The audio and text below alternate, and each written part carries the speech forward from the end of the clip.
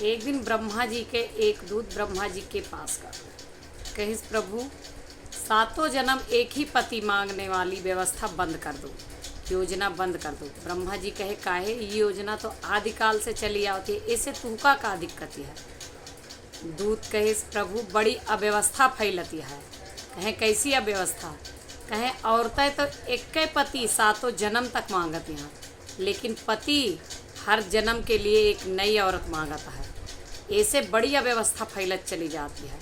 कहें लेकिन ये योजना ना बंद की जा सकत, ये आदिकाल से चली आवती है। तो कहें एक कौनो समाधानो ना है ना।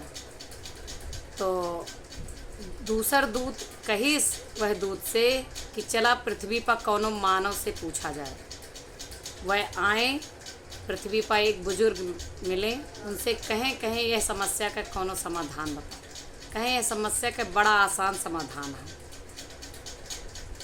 जे स्त्री सातों जन्म तक एक पति मांगती हैं, उनका तो वो पति दे दिन जाए, लेकिन साथ में एक शर्त लगा दिन जाए कि सास ननद पूरा परिवार वह मिले जो सातों जन्म तक